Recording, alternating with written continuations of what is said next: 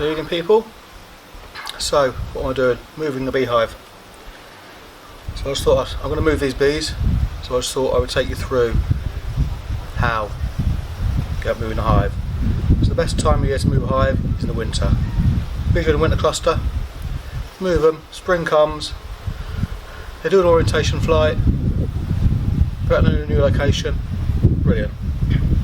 But in the summer, if you're going to move the bees, there's a rule applied, 3 metre, 3 mile rule.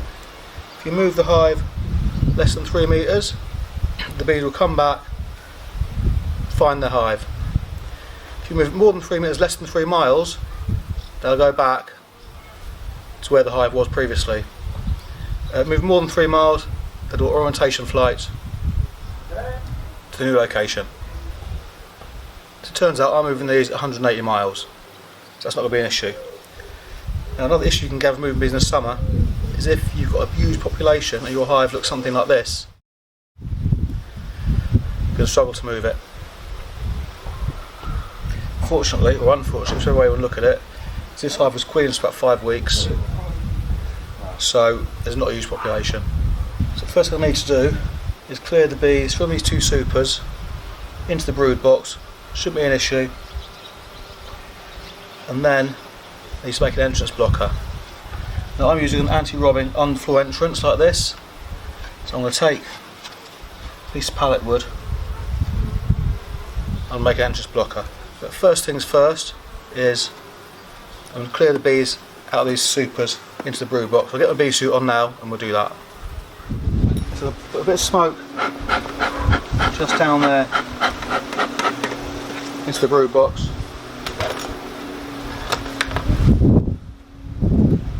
Pop the lid off with the crown board. I'm going to place that on the side of the colony.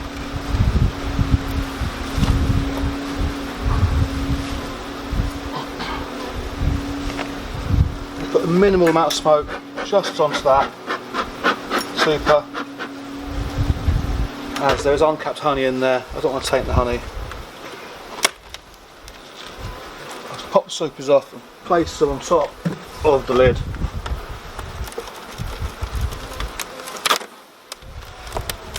This one's quite heavy, quite a lot of honey in it. And then I'll move on to clearing these supers. I'll show you how I do it. It's the same way that I clear supers for harvesting honey. Okay, so if any of you have been following my videos, you know that I re-queened this colony 14 days ago, so I released the queen. So I had a quick look in there, confirm she's laying, and she's laying. We've got a small amount of capped brood and larvae ready to be capped. Okay, so I'm just going to calm her. Follow this method, you get a lot of flying bees, especially if you've got a strong population. Take a frame out the honey super, hold it over the brood box, and I'll just brush the bees off.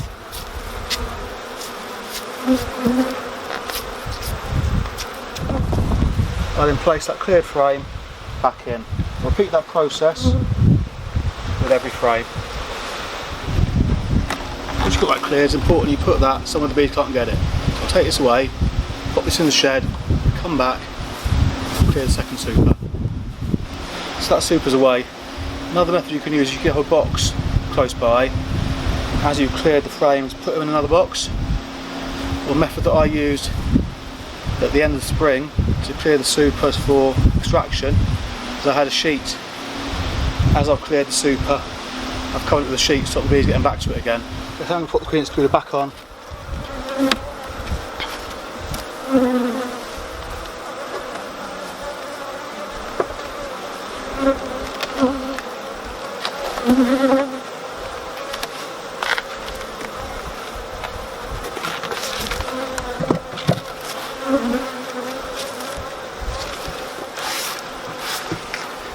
Make sure this is all square. And then we're going to ratchet it closed. So obviously the last thing we want is in transit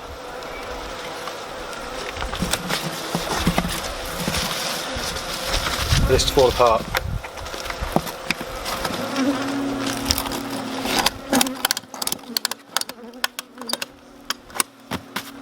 Okay, so that's ready to go. Supers have gone away. The bag goes up. They're coming with me. As soon as we arrive at the location, Super's going back on. It is the 31st of July tomorrow, so we've still got the rest of the summer honey flow and the autumn honey flow to go. Those supers are half full, so we definitely got 2 full supers off there. So now I'm going to move on to making the entrance blocker. So I'm going to move on now to making our entrance blocker. Okay, so we want to give these bees some ventilation when moving them. So what I'm going to do, so I'm going to drill a series of holes.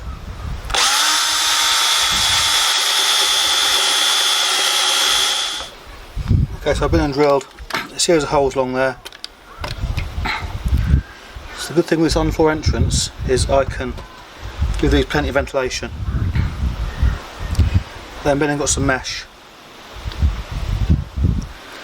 What we're going to do is staple this mesh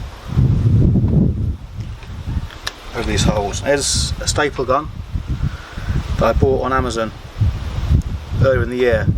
I was building a load of frames. I did do a video on how to put frames together using the pins, the tacks, or small nails. I had loads to put together, so I invested in this. Really cheap, works really well. I'll put a link in the description. I'll also put a link in the description to the video of how to put frames together. So all I'm going to do now is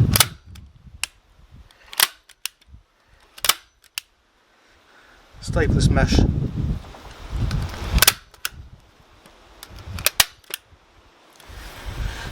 Okay, so I might have gone a bit over the top of the staples, but better safe than sorry. Which like, so down this edge, the mesh isn't right down to the edge. On this edge it is. So this edge here, this will be sandwiched. It's on the bottom, it won't be sandwiched. So there we go. There's our entrance blocker. Plenty of ventilation. We just put 2 holes either side, 2 screws in to screw that over the on-floor entrance. Next thing we have to do now is the day before we move, that night when the sun's gone down, all the bees are home, block the entrance. In the morning, the sun comes up, bees can't get out, we're ready to move. In an ideal world, move them at night. However, I'm not in an ideal world. So the next thing I want to do then is tonight when the sun's gone down, is block the entrance, ready for the move tomorrow. Okay, so it's now 9:30 at night, the sun's gone down, I'm going to block this entrance. And one thing I forgot to mention, these on-floor entrances that I make, there is an 8mm gap there, which is 1 bee space. I will do a video on how to make these floors, and when I've done that, if you watch that video you'll understand why. So if you want to see that, hit subscribe.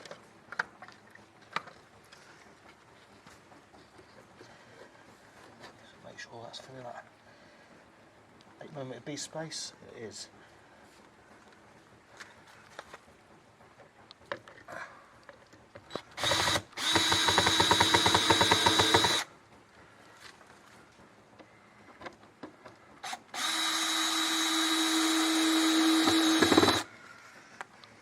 Okay, it's in the morning now and the sun comes up. The bees can't get out, but they've got ventilation there. Okay, so that's how loaded, ready to go. Okay, so we're on the journey. It's important along the route, make some stops, especially if the bees are in a boot of a car like this. Just pop the boot open, let them get some ventilation and air. If you can see them moving around in there.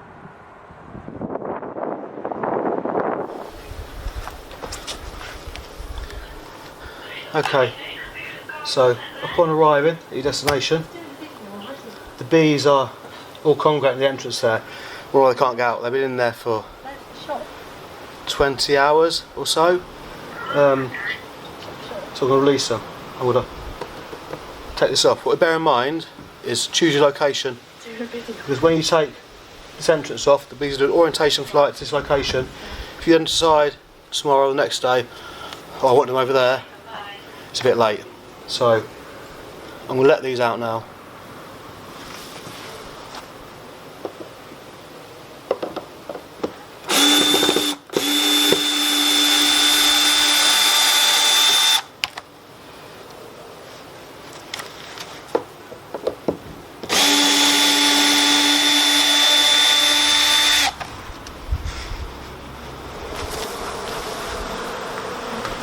And there you go.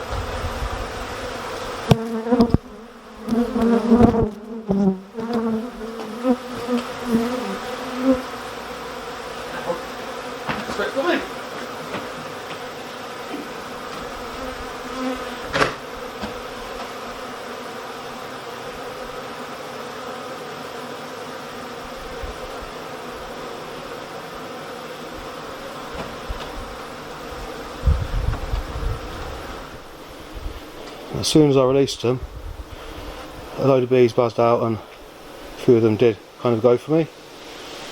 I'll leave them to it now. Leave them to an orientation flight and we'll check in on them tomorrow. Okay, so it's been about 3 days now. We've carried on unpacking. So I couldn't really finish the video, but as you can see, the sun's out. The bees are buzzing around, happily settled in. So if you enjoyed that video, if you want to see more beekeeping videos, hit subscribe, give us a big thumbs up, and thanks for watching. Have a good day.